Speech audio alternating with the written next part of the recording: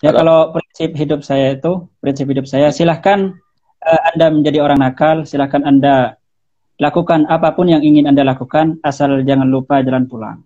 Itu saja. Postingan baru di YouTube. Ingin subscribe, like, share, dan komen. Dengan menuju surga. Setuju? Waduh. Enggak, itu beneran jadi unek-unek itu. Itu bergaul yang melebihi 1.000 bulan itu maksudnya gimana?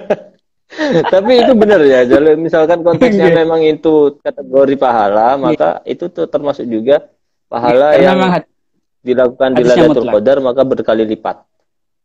Nggih. Hadisnya memang mutlak. Oh, oke. Oh, hadisnya mutlak. Tidak melulu baca Quran, sholat ditambah rakaatnya. Segala ibadah pada Segala malam itu, oke. Berarti sudah apa namanya memenuhi penasaran saya itu termasuk itu tuh gimana gitu. Oke lah. Lailatul Qadar. Kita sekarang masuk ke list berikutnya pembahasan zakat fitrah. Enggak, zakat fitrah. definisi zakat fitrah. Definisi zakat fitrah. Zakat fitrah itu Boleh. adalah zakat badaniyah. Zakat badaniyah atau ibadah badaniyah. Ibadah badaniyah ini nggak bisa diwakilkan. Jadi nggak bisa diwakilkan. Artinya nggak bisa diwakilkan. Saya tidak bisa gimana bahasanya Bayar tidak bisa. zakatnya sampean. Gitu. Boleh sih Zakatmu saya tanggung kalau gitu. kalau dengan izin boleh. Kalau dengan izin boleh. Oh, kalau dengan izin boleh. Ada tafsirannya nanti. Itu ada tafsirannya. Oke. Jadi apa tadi? Zakat fitrah. Zakat Ya. fitrah itu yang jumhur, bahkan ada dua pendapat yang paling masyhur gitu. Yang pertama yang jumhur dan bahkan bisa dibilang mujma' alaih itu hukumnya wajib zakat fitrah. Ada yang mengatakan sunnah gitu.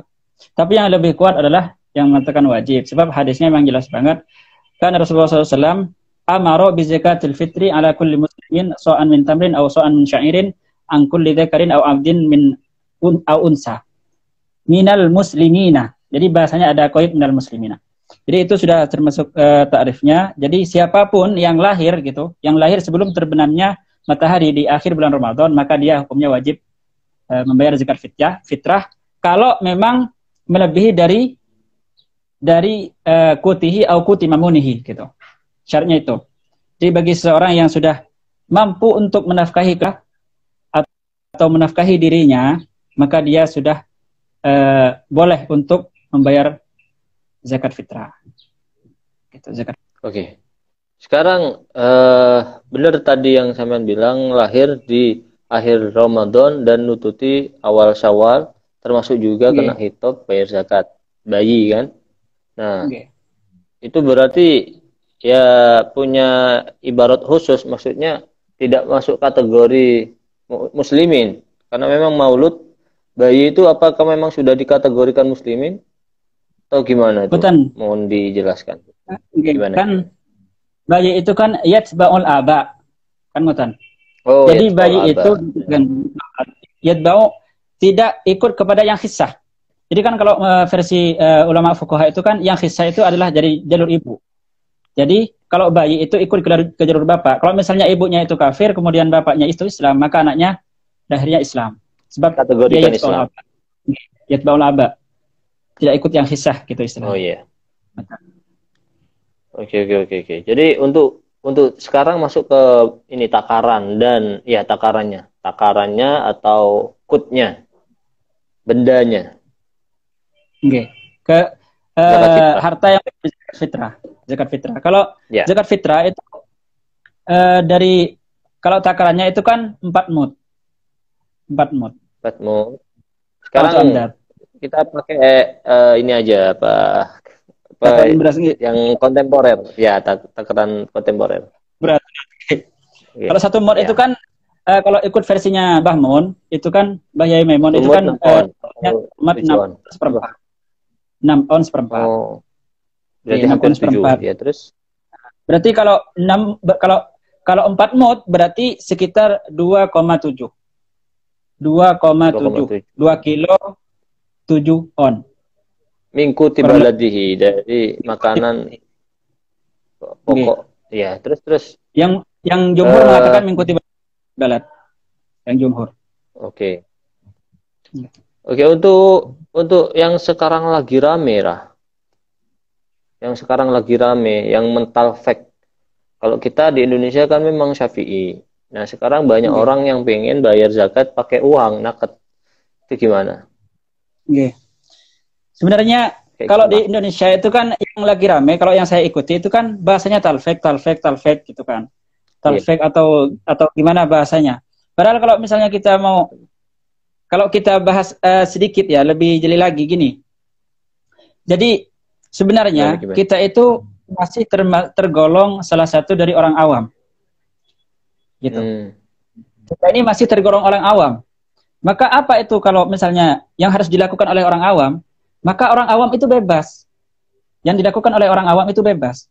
Jadi mau dia itu ikut madhab Hanafi, mau ikut madhab Maliki, mau ikut madhab Hambali, kan begitu, versi fuqaha begitu. Sebab seseorang tidak dianggap awam ketika dia sudah memahami syarat rukun. Nah, sekarang dari kita siapa yang faham syarat rukun yang ada di madzhabul arba'ah? Nah, kita nggak bisa mengatakan bahwa kita menguasai syarat rukun yang ada di madzhabul arba'ah. Maka selama kita nggak menguasai itu, maka kita dianggap awam. Apa sya'nunya awam? Sya'nunya orang awam, dia bebas mengikuti madhab manapun. Gitu. Jadi nggak masalah. Misalnya mau zakat pakai uang, ikut madhab Hanafi, itu bebas. Itu nomor apa? Termasuk memindah zakat. Termasuk memindah zakat. Okay. Termasuk memindah zakat. Niku, tapi kalau menurut pendapat jumhur, niku kan memang sebaiknya berzakatlah di daerah sendiri. Sebab hak zakat fitrah ini adalah hak orang miskin yang ada di daerah kamu tinggal. Tapi pendapat kedua mengatakan karena yang dizakati juga orang muslim, maka dia berhak, orang muslim manapun yang penting dia fakir, maka dia berhak untuk menerima zakat. Maka dipindah zakatnya itu enggak masalah. Pendapat kedua. Berarti sampean secara jelas tadi lebih condong boleh zakat pakai kimah dan juga boleh memindah zakat. Secara pasti itu ya sudah ya. Jadi lebih memudahkan barangkali ya. Memudahkan orang-orang yang mau berzakat. Kalau misalnya apalagi di daerahnya itu adalah daerah yang memang banyak orang yang membutuhkan, maka itu sangat lebih maslahat banget.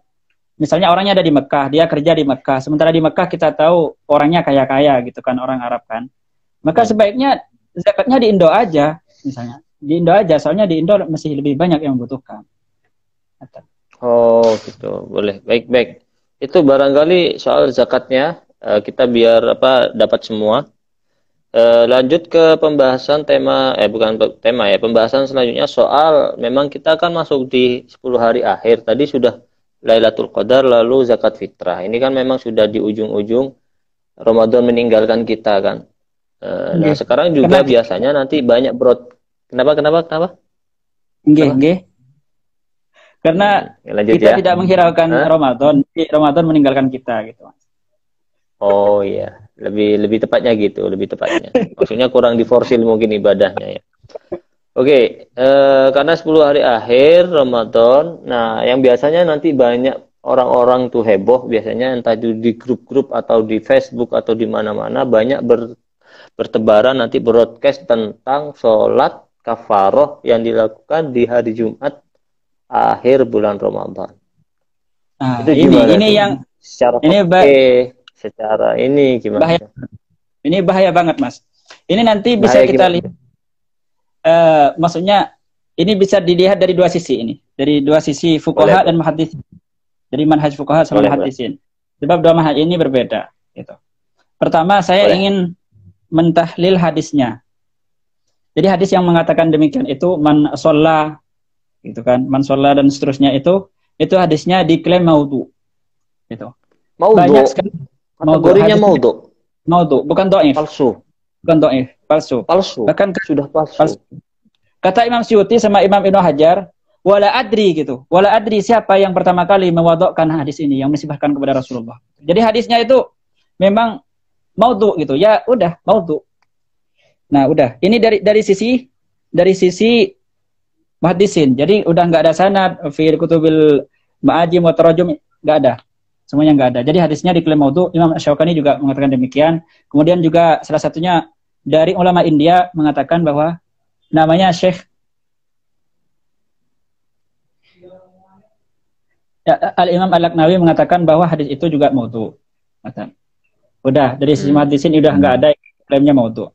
Nah, kenapa bukan ada celah, tapi memang nggak sah disebutkan kepada Rasulullah. Bukan punya Rasulullah. Iya, maksudnya disebut hadis yang dhaif pun itu tidak ada celah. Berarti memang tertutup, memang sudah ke maudhu gitu maksud saya. Tidak ditemukan di dalam kitab hadis manapun. Berarti sudah bisa dipastikan bahwa itu maudhu. Jadi kan kalau dalam al-maudu'at ya, al-maudu'at atau al-kamil fil maudu'at karya Ibnu Jauzi itu beliau itu memberikan spesifikasi bagaimana cara kita mengetahui bahwa itu adalah hadis maudhu.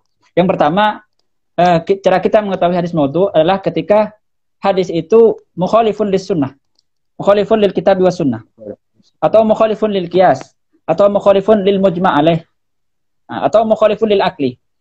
Contohnya seperti ini. Bagaimana mungkin satu kali sholat di dalam satu malam itu bisa membayar banyak sholat yang ditinggalkan sebelum-sebelumnya? Maka ini jelas. Pertama, mukhalifun lil kitab. Yang kedua, mukhalifun lis sunnah. Yang jelas bahwa hadis mengatakan, Al-Quran juga mengatakan bahwa salat 5 waktu itu hukumnya wajib. Nggak boleh tinggalin. Kemudian dia juga mukhalifun lil akli. Jadi tidak mungkin Allah itu memerintahkan demikian. Rasulullah memerintahkan demikian. Itu abas gitu. Ya, kata ulama hadisin seperti itu. Kemudian kalau dipandang dari sisi orang manhajnya orang fuqaha mengatakan tidak masalah kita memakai hadis dhaif. Kata orang fuqaha. Jadi orang fuqaha itu tidak begitu melihat terhadap sanad-sanad hadis. Beda dengan orang muhaddisin. Jadi meskipun dhaif pada ulama fikih itu memakainya, termasuk ulama usuliyin. Tapi bukan itu yang menjadi masalah, kata kitab itu. Ya, kata kitab Ar-Raddul Mukhtar. Apa? Fiman shalla min akhiri Jum'atin min Ramadan. Kayak gitu ada nama kitabnya. Itu yang menjadi masalah itu bukan ini masalah hadis dhaif, tapi masalahnya itu maudhu gitu. Kalau maudhu maka sudah tidak ada celah. Kamu mau memakainya mau apa enggak ada celah. Itu hukumnya haram dan itu bid'ah, hukumnya bid'ah. Nah, kalau kita mengatakan itu dikatakan dalam kitab itu Mas bahwa itu adalah kebiasaan orang Son'a katanya Mas di Yaman. Kebiasaan orang Son'a di Yaman. Tapi kalau mungkin kalau misalnya kita tahu bahwa di Yaman ada salah satu ulama besar yang melakukan itu jelas kalau beliau itu kan orang alim ya. Beliau itu orang alim jadi datu makom gitu ya. Beliau itu sholat mungkin, tapi tidak sholat dalam rangka seperti hadis maudhu ini. Tapi beliau hanya sholat sunnah saja. Sholat hajah saja. Sholat hajah, bukan dalam rangka mengikuti hadis maudhu itu. Sebab kalau mengikuti hadis maudhu itu ya hukumnya ya haram. Sebab menisbatkan kesunahan yang tidak pernah dilakukan oleh Rasulullah. Namanya kan kadzib kepada Rasulullah. Ini sebatas ini aja ya yang kami dengar bahwa sholat kafaroh atau baro'ah atau apalah itu ya penggagasnya kalau tidak salah Syekh Abu Bakar bin Salim Yaman. Yang baru saya dengar itu dari Son'a itu baru dengar. Jadi Syekh Abu Bakar bin Salim kredibilitasnya juga sudah kira juga ulama yang sangat tersohor juga itu termasuk nenek kakek moyangnya Habib Umar. Nah, wakilah beliau melakukan itu, jadi kita sikapnya adalah menengah-nengahi, ya tidak tiba-tiba terlalu kaku mengharamkan atau tidak terlalu lentur untuk mengikuti. Jadi kita nengah-nengahi gini, kalau misalkan pun kita melakukannya atau ada orang melakukannya, jangan sampai niat untuk mengqodoi sholat-sholat yang ditinggalkan. Kalau itu tidak akan bisa dibenarkan. Itu dilakukan hanya sebatas berhati-hati takut ada sholat yang ditinggalkan padahal sudah yakin sholatnya itu sudah dilakukan semuanya karena itu memang fardu gitu. Saya selentingan dapat beritanya seperti itu untuk menanggapi sholat kafaroh karena memang kalau seperti itu kayaknya wasatiyah gitu, maksudnya enak apa istilahnya di tengah gitu, tidak terlalu ke kanan tidak terlalu ke kiri. Kalaupun melakukan jangan niat untuk mengqodoi sholat-sholat yang ditinggalkan. Takutnya nanti itu dijadikan apa senjata atau aji mumpung. Wah, ngapain sholat Ramadan di bulan Ramadan full tidak sholat, kemudian dia diambil dihajar di Jumat terakhir. Takutnya begitu kalau ngikuti anjuran itu. Cuman kalaupun mau melakukan itu, jangan sampai niat seperti itu. Niatkan untuk berhati-hati saja. Siapa tahu kita lalai, kita mungkin apalah sholat kita kurang gimana, ditaukiti lah bahasanya, mungkin seperti itu. Itu yang saya dengar waktu itu, ada pembahasan seputar itu. Tapi kalau misalkan saya nanya di tempat jenengan di Mesir, itu lebih condong ke mana pendapatnya? Sama sekali tidak condong terhadap ini. Sama sekali. Soalnya memang hadisnya jelas maudhu. Kemudian kalau maudhu ya ngapain kita mempertimbangkan hadis itu? Makanya saya husnudzon banget terhadap Habib Abu Bakar yang di Yaman itu. Kalau misalnya beliau memang melakukan sholat di malam Jumat akhir Ramadan, maka saya yakin beliau itu tidak sedang mengamalkan hadis maudhu ini. Saya yakin itu. Sebab beliau makom gitu. Sebab mengamalkan hadis maudhu haram hukumnya kan. Jadi beliau kalau misalnya sholat, maka beliau tidak sedang dalam rangka mengamalkan hadis maudhu ini. Tapi beliau sedang, mungkin beliau melakukan sholat sunnah atau mengkodok sholat secara biasa tanpa memandang terhadap hadis maudhu ini. Sebab memang hadisnya maudhu. Ya, mungkin termasuk gini, ini loh, ada istilahnya ulama salaf yang bilang gini, istighfarku saya istighfari lagi. Itu kan termasuk kata mendramatisir. Jadi istighfarnya saja perlu diistighfari, karena istighfar yang pertama mungkin kurang tulus, gitu loh. Ya, jadi mungkin seperti itu, sholatku perlu disolati lagi, maksudnya untuk penegasan saja bahwa saya itu benar-benar sholat, gitu. Saya sudah benar-benar melakukan kewajiban saya. Mungkin seperti itu, barangkali beliau orang ulama salaf itu melakukan itu untuk mempertegas, gitu mungkin ya. Misal jadi ulama-ulama wong Jawaan ku diistighfari lagi. Oke. Mungkin itu barangkali, atau mungkin ada tambahan sebelum kita lanjut ke tanya jawab, Pak Ismail? Sampun Mas, sepertinya sudah cukup. Oke. Iya, jadi ini langsung ke tanya jawab aja dulu ya. Siapa tahu penontonnya nih menunggu jawaban. Nah, sekarang begini. Ada pertanyaan tuh. Pernah dengar nih katanya Lailatul Qadar cuma satu orang yang nggak bisa. Satu orang ya yang bisa menangin. Maksudnya ini pertanyaan orang nih gimana sih? Oh, setiap orang yang malam itu bangun maka cuma satu orang yang dapat, gitu maksudnya. Pertanyaan ini gitu. Bener tak? Gitu. Kalau memang pertanyaannya demikian, gitu ya? Oke, sepertinya bukan seperti itu. Ya. Tapi kurang tahu juga. Iya, maksudnya gini, kita misalkan nih, kita sepakat nih, mulai tanggal 1 malam 1 Ramadan kita iktikaf di masjid, misalkan baca Quran semuanya sampai Lebaran. Maka katanya ini pertanyaannya, pernah dengar hanya yang mendapatkan Lailatul Qadar cuma satu orang, meskipun pada malam itu banyak orang yang beribadah. Kalau tidak begitu ya? Oke, sepertinya tidak. Mungkin yang dimaksud, kalau kita beribadah selama 30 Ramadan, maka kita hanya menutupi satu malam Lailatul Qadar di sepanjang bulan Ramadan. Mungkin ngoten yang dimaksud. Enggak, ini langsung jelas kok kalimatnya. Satu orang yang bisa menangin, masih satu orang yang bisa mendapatkan Lailatul Qadar. Berarti bukan seperti itu ya. Mungkin maksudnya kita arahkan saja satu hari yang ada Lailatul Qadar. Satu malam gitu maksudnya ya. Oke, satu malam. Oke, ini pertanyaan berikutnya. Better mana? Waduh, ini bahasa apa? Better lah biskuit ya. Better itu lebih baik mana? Puasa, tidur. Ini saya baca ini kok titik komanya kok tidak jelas nih. Lebih baik mana? Puasa, tidur, terus niatnya biar ya apa sih? Puasa, tidur, terus niatnya biar gak berbuat dosa, atau gak tidur tapi berpeluang buat dosa. Lebih baik mana? Puasa, tidur terus niatnya biar gak berbuat dosa, atau gak tidur tapi berpeluang buat dosa. Ini repot juga kalau seperti ini. Kalau jawaban saya kan ngoten Mas. Dan seseorang kan terlebih di bulan Ramadan itu kan sangat dianjurkan untuk mujahadah. Jadi bukan sekedar mujahadah dalam ibadah, tapi juga mujahadah dalam melawan hawa nafsu. Maka kita nggak boleh mengklaim daripada kita nanti nggak tidur malah melakukan dosa, mending kita tidur aja biar nggak lakuin dosa. Mestinya bukan seperti itu. Kurang mujahadahnya ya berarti. Kurang mujahadahnya. Mestinya kita itu nggak boleh tidur dan mujahadah untuk mengurangi hawa nafsu itu sendiri. Itu. Dan itu kan belum muhaqqaqah sebenarnya. Tapi dia udah tidur duluan. Iya, padahal belum jelas apakah dia nanti mau melakukan maksiat atau tidak. Oh, tapi kalau misalkan dia berdasarkan dzon gimana? Tidak kalau misalnya tapi dzon. Berdasarkan dzon qawi misalnya ya. Misalnya kalau tidur memang pasti ke alun-alun delok ya sing ora apik ngono kan. Maka ya kalau itu tidur lebih baik kayaknya. Tidur lebih baik kayaknya. Tidur aja ya. Tidur lebih baik. Baiklah. Mumpung sekarang kategori tidurnya orang puasa ibadah ya.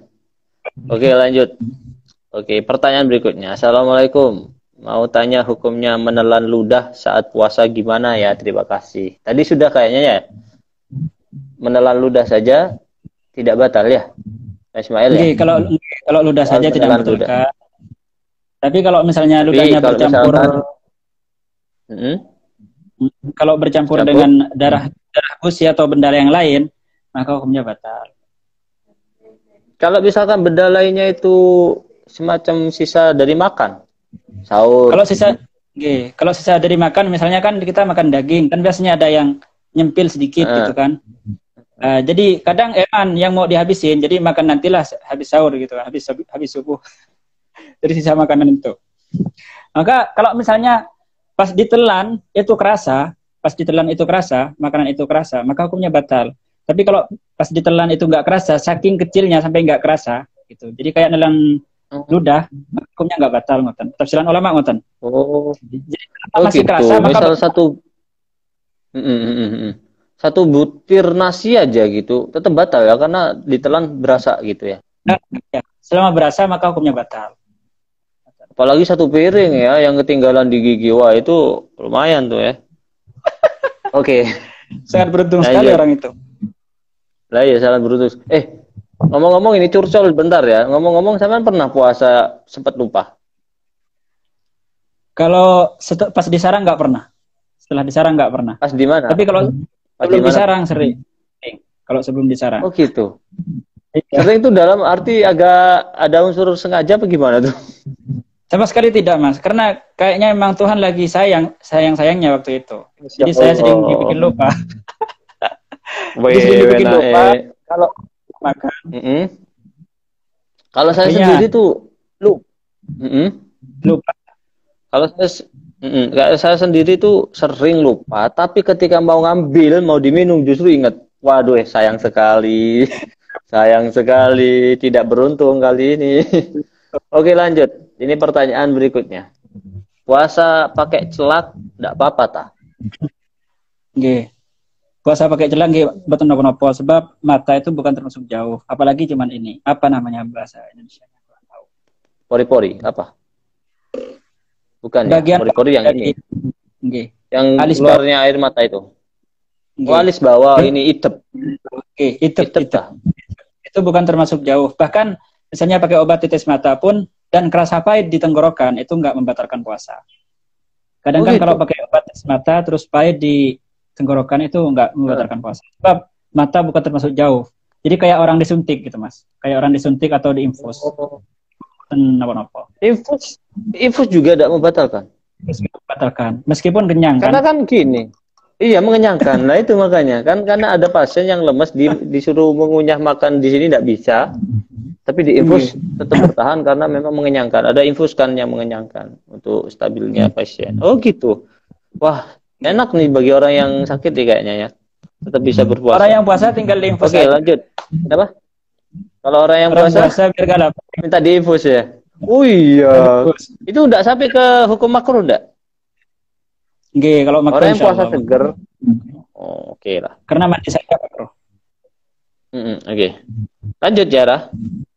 Nggih. Oke, sekarang hukumnya sholat taraweh tidak dibilali atau tidak memakai bilal itu gimana? Kan biasanya kan taraweh di Indonesia tuh ada bilal-bilalnya gitu.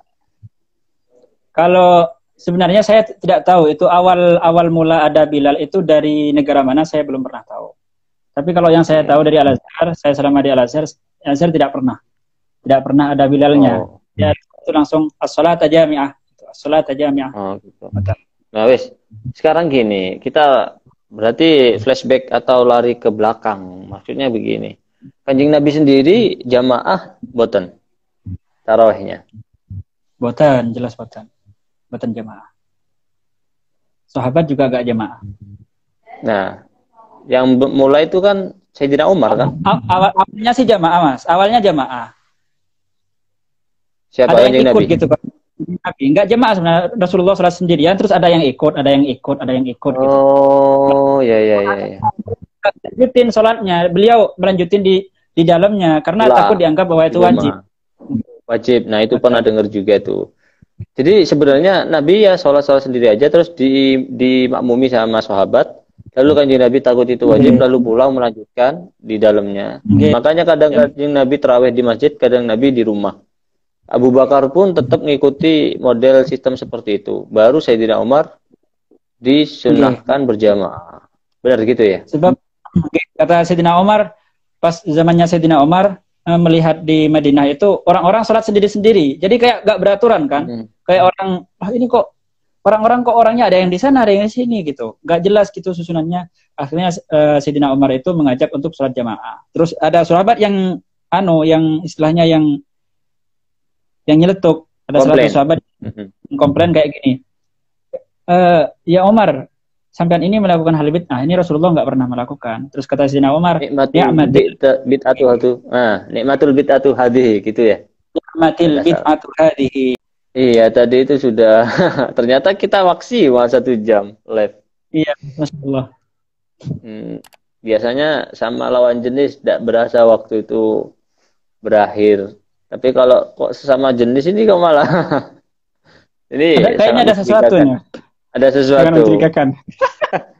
Tapi pembahasan kita kena semua ya, poin-poinnya juga kena. Jawaban pertanyaan-pertanyaan sudah kita sampaikan juga dan mendapat jawaban-jawaban yang bagus, lugas dan jelas. Terima kasih untuk semuanya dan terima kasih sudah bergabung Ismail. Mungkin ada 1 kata, 2 kata atau 1 buku untuk disampaikan ke penonton-penonton Konco-Konco Guyon sebelum kita tutup live-nya. Apa 1 kata apa ya? Saya nggak punya kata-kata ya, Mas. 1 buku aja, jangan 1 kata. Itu kata ya, kalau kita sedang apalah. Ya kalau prinsip hidup saya silahkan Anda menjadi orang nakal, silahkan Anda lakukan apapun yang ingin Anda lakukan, asal jangan lupa jalan pulang. Itu saja. Jadi asal kita jangan lupa jalan pulang, silahkan lakukan apapun itu. Yang penting itu bisa bermanfaat, bisa bermanfaat buat kalian, silahkan lakukan dan jangan lupa jalan pulang. Jalan pulang tuh kalimatnya masih ambigu sih kayaknya ya. Nah, jalan pulang itu kalau misalnya kita memang sedang melakukan hal yang nggak baik, maka kita beristighfar, kita kembali kepada Allahnya. Oh, istirja. Nah, istirja. Baik, Oke. Itu saya nggak punya kata banyak, Mas. Itu quote apa motivasi itu ya? Itu quote apa motivasi itu? Bisa dua-duanya kayaknya. Oke, itu untuk secara umum penonton dan saya juga termasuk. Tapi ini permintaan khusus dari saya. Saya nanya pribadi nih, jenengan tahu video-video yang kita garap, yang kami garap, yang pembuatan Guyonan Santri, sketsa-sketsanya. Mungkin barangkali ada yang tahu 1, 2 atau berapa. Nah, saya minta pendapatnya jenengan, kesan dan pesannya lah, kira-kira gitu. Nanti juga sekalian kritik sarannya seperti apa. Monggo. Kalau yang karena selama ini kalau yang di Instagram, saya itu memang ngikutin.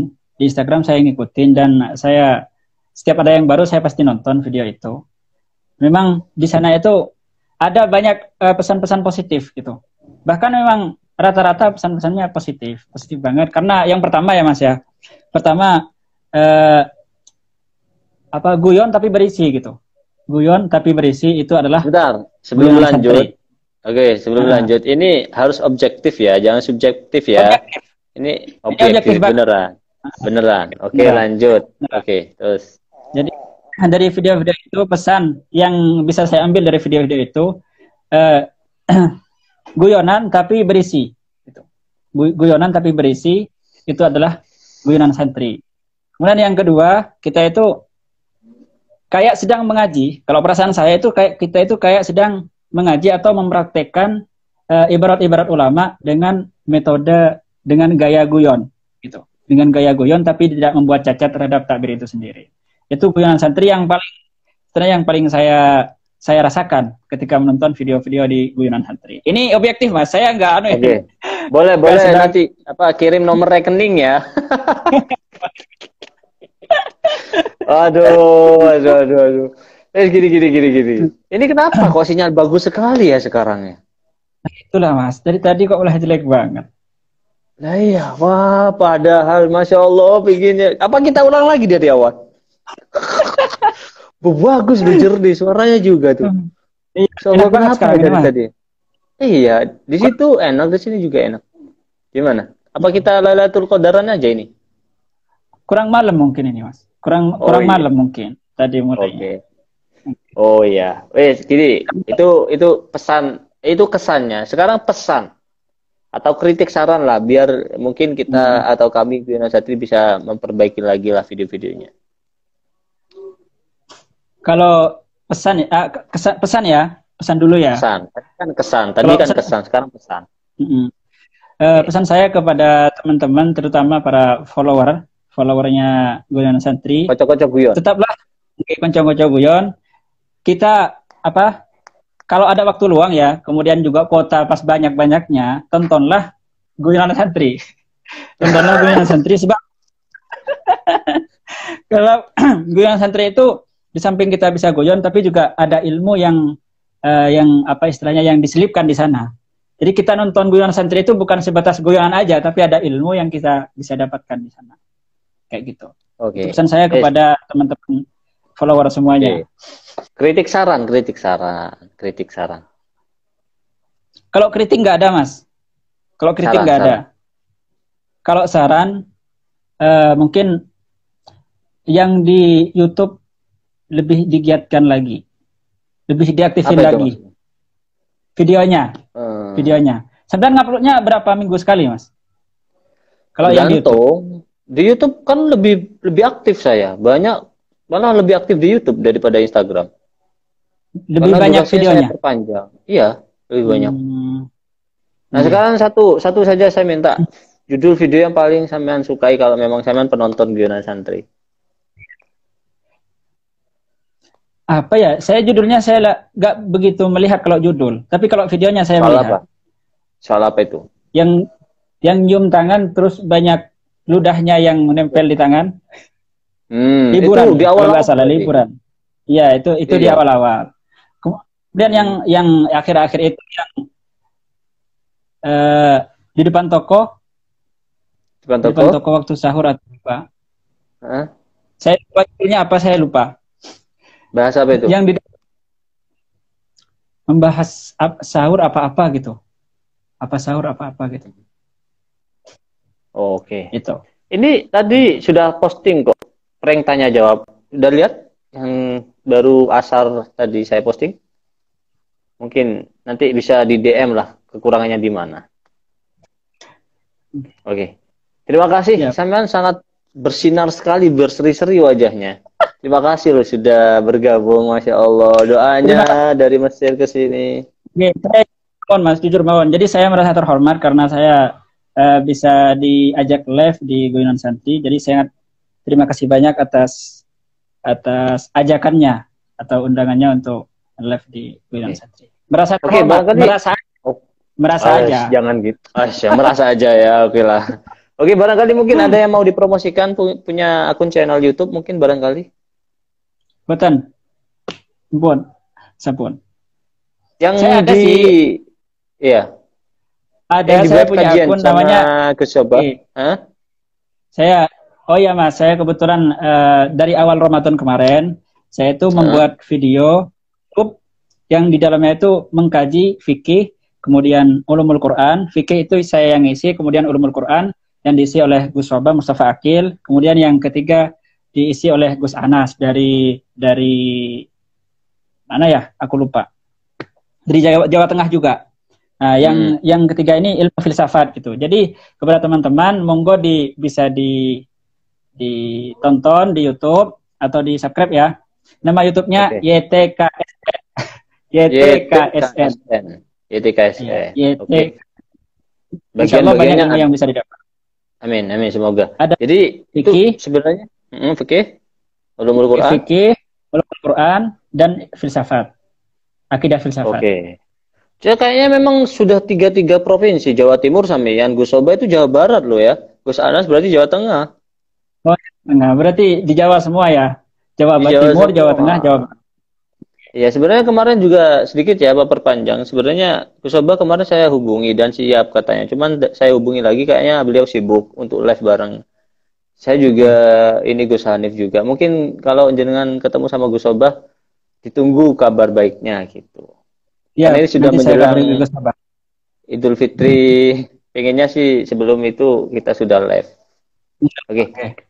Oke, terima kasih banyak Rai Ismail sudah meluangkan waktu buat kami. Itu pelajarannya sangat banyak sekali, seputar Ramadan yang sangat menginspirasi sekali. Semoga ada yang bisa menjenguk atau apa istilahnya mengikuti jejak langkah jenengan di Mesir, Al-Azhar terutama. Oke, semoga tercapai semua keinginannya. Semoga juga tidak terlalu lama menjomblonya. Dan Oke, terima kasih matur nuwun. Assalamualaikum Rai Ismail. Assalamualaikum warahmatullahi wabarakatuh. Enggak. Oke, dikeluarkan enggak apa-apa, Rai Ismail. Oke. Sip. Jadi itu live bersama Lora Ismail yang ada di Mesir. Penjelasannya di live yang pertama, ini live yang closing, penutupan. Jadi apapun tadi yang kita bahas seputar Ramadan, insya Allah akan ada di IGTV dan juga saya akan bikin kalau bisa di YouTube. Nah, semoga ini juga bisa bermanfaat untuk jenengan kocok-kocok guyon dan insya Allah kita akan adakan lagi live bersama teman-teman saya, insya Allah. Kalau tidak salah ya hari Rabu. Hari Rabu insya Allah kita akan lanjut dengan Gus Hanif insya Allah. Gus Hanif itu sepupunya Gus Azmi Lokagung. Terima kasih sudah menonton live Instagram kali ini. Semoga bermanfaat dan assalamualaikum. Thank you.